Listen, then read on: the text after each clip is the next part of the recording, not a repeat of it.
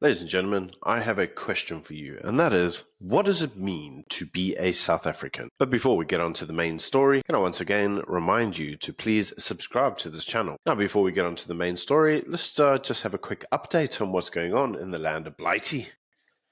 For those of you who don't know, riots are ensuing and the government's going absolutely crazy. This has led people such as Elon Musk to say a civil war is inevitable, and the authorities there aren't taking his words very kindly. So the first thing to happen over the weekend was apparently the Met police officer says that they can extradite and imprison Americans over their online posts where they're making fun of the UK government.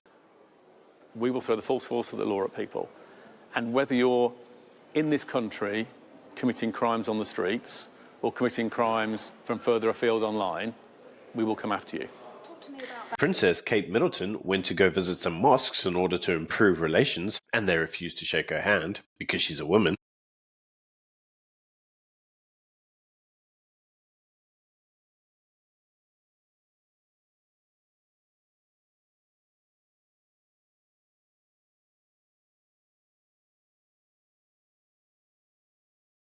Cheshire Constabulary came out and arrested an elderly woman in connection of some incorrect social media posts. Yep, you can now be arrested for social media posts that are incorrect. According to the UK government, the only news you should follow is their information, because all other information is false, which raises a very interesting question. The Olympic Committee was asked how they can determine whether or not a male or a female should be allowed to box. They said, well, if someone can show us scientifically what a male is and how to determine who they are, then we'd know who to exclude.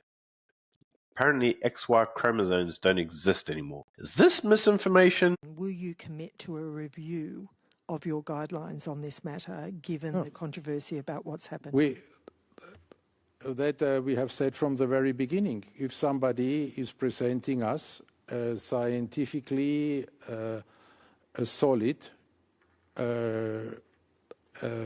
system how to identify men and women, we're the first ones to do it. We do not like this uncertainty. We do not like it for the overall situation for nobody. So we would be more than pleased to look into it. But what is not possible is that somebody is saying, this is not a woman just by looking at somebody or by falling prey to a defamation campaign by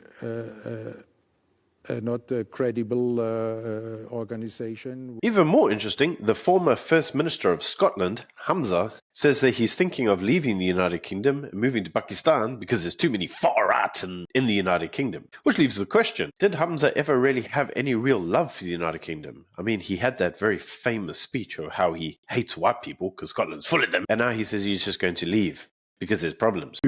As for Elon Musk, he is I would suggest, one of the most dangerous men on the planet. He uses his billions. He is unaccountable to anyone to amplify far-right, white supremacist ideology. He has, as you have rightly said, suggested, I think, is hoping for civil war in some parts of Europe, including in the UK. And instead of using X as a platform for good and using his enormous wealth for good, he is using it, I think, for the most wicked evil possible. And in terms of regulation, let me say this is something that the Prime Minister, Keir Starmer, will now have to think seriously about what more needs to be done. We need to have better regulation to ensure that we don't have the kind of disinformation that has run rampant in the last week.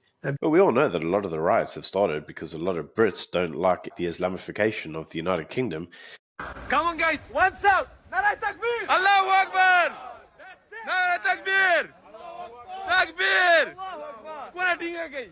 And so in true form, the Labour government has decided, how they would best deal with this. Introduce a actual criminal crime of Islamophobia, basically blasphemy rules. Yep, it's going to be illegal to commit forms of blasphemy in the United Kingdom. But as the Crown Prosecution Service has told us, I should really think before I make any of these posts, because everything I say could be deemed to be incitement of violence and hatred, and that's just illegal, and it could get you arrested.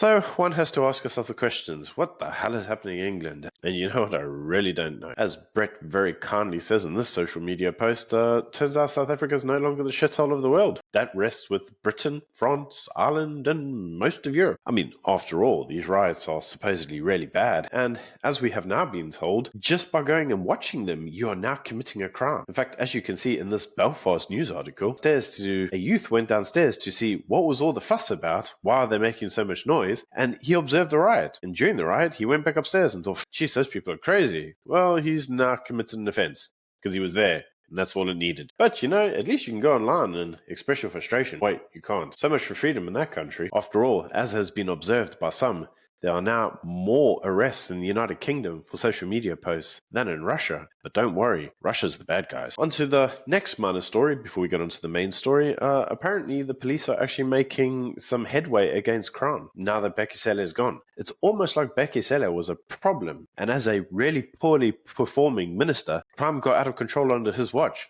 And now that they have somebody else who actually cares about crime, we might actually solve the problem that is crime. And on to the last minor story. We've all heard Julius Malema go on and on and on about the land. We call people Malawians.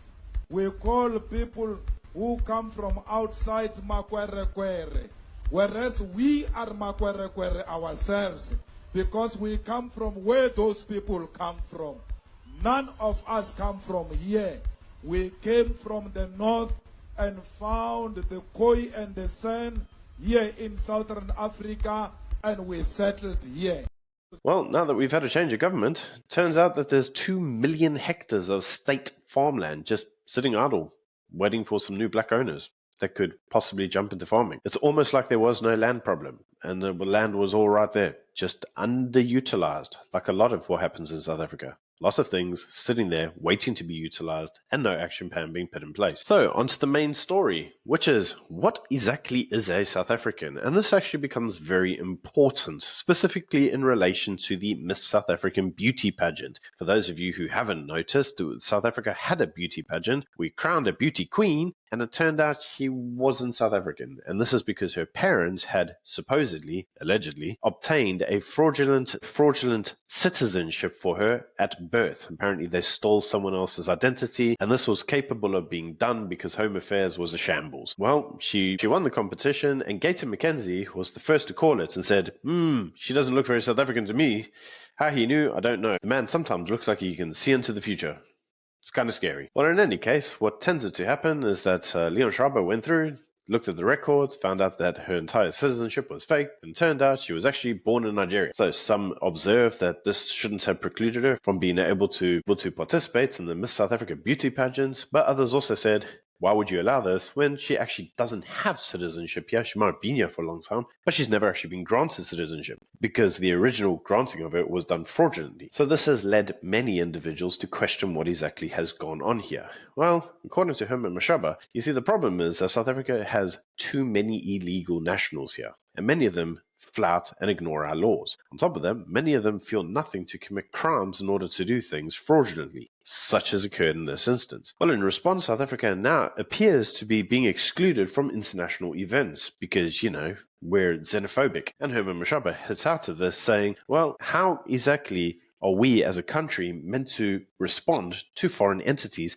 telling us what and who we should be? For once, I found myself actually agreeing with Herman Mashaba on this. South Africans have their own identity and shouldn't be told by the rest of the world what to think or believe. News then came out that apparently our beauty queen may have been selected to participate in the Nigerian beauty pageant and possibly compete on their stage, which actually raises an interesting point, which is the point Herman made in the first place. South Africans' home is South Africa. If an individual is able to go somewhere else and live freely there, maybe this isn't their homeland, and never was. Food for thought for all those white South Africans moving to Australia. Well, unfortunately, this has led to South Africans being labelled as hateful people, and apparently the application of the rule of law is now deemed to be hateful. And interestingly enough, this led some individuals to ask the question, why was she being excluded from the Miss South Africa pageant? These were crimes committed by her parents, not by her, because after all, should a child be punished for the alleged crimes of their parents? That raises a very interesting question in relation to white people. But despite what you may think about the potential victimization of our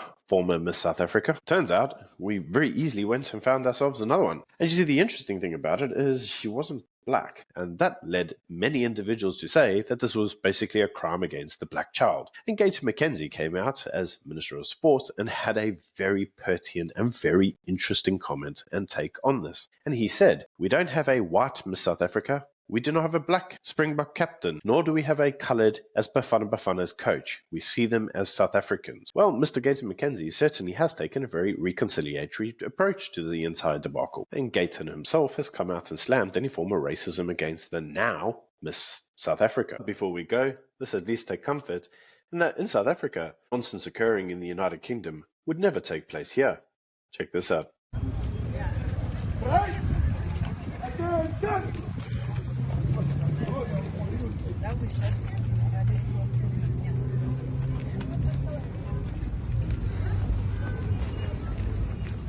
So, ladies and gentlemen, that's it from me. I'm going to leave you with two questions. What exactly is a South African? Is it somebody who's born here, who cares on the race? Or is it black nationalism and, the usual EFF type stuff? And what do you think of all the draconian rules going on in Britain? You let me know what you think in the comment section below. Until next time, bye.